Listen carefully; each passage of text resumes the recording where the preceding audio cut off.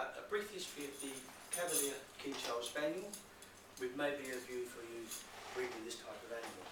Now I've got some handouts here, which I should hand out. You can follow along a bit on this if you like. This is where you can't see the top. There we are.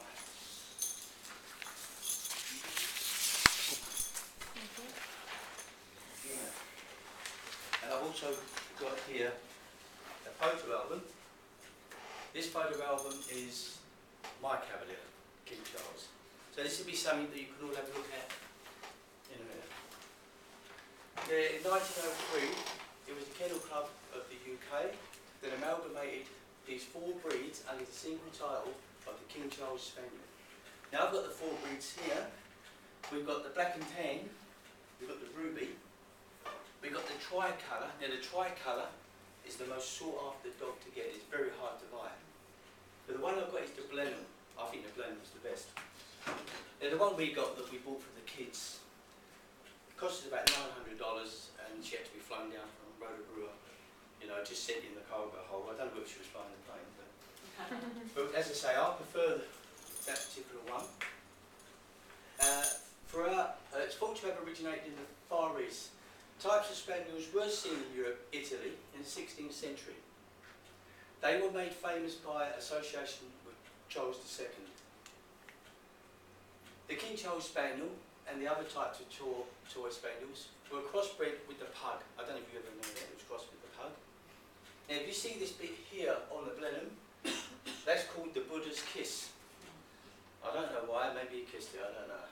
But this particular one is my one, because she wanted to pose, so I had to put it on the So it was in the early 18th century in order to reduce the size of the nose, is why they crossed it with the pug.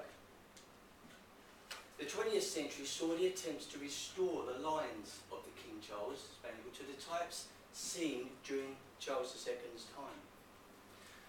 These attempts include the unsuccessful toy trawler. Now I've never heard of a toy trawler, I always thought it was a boat.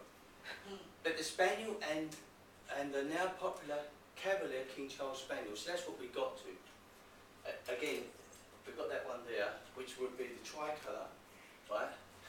We've got a Blenheim there and a ruby. And my one popped up again as well. You know, I think she couldn't be left out, you know. So the Cavalier is slightly larger with a flat head and a longer nose, while the Charlie is smaller with a domed head and a flat face. Now, the breed is prone to several health problems, including cardiac conditions and a range of eye issues. Now, that's my dog again, and when I mentioned it to her, she just started to lay down. She was a bit worried about her heart condition. Historically, they may have been used in hunting. However, due to their stature, they were not well suited for it. She pops up again, my one. She keeps popping up, you know. Today they keep their hunting instincts, but are not very high energy. Well, if you see how fast that one can run, I'll tell you, I can't believe it. And are more suited as a lapdog.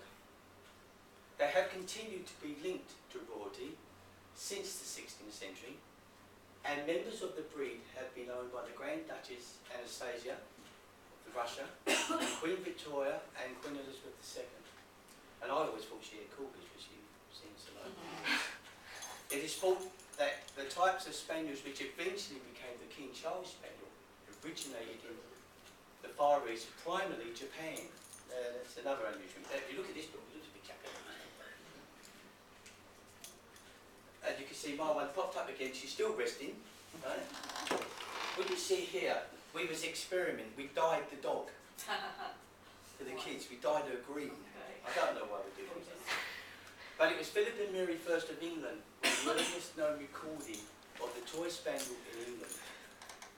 The earliest recorded appearance of a toy spaniel in England during the period of prior to Charles II was that of the painting attributed to Philip II of Spain and Mary I of England.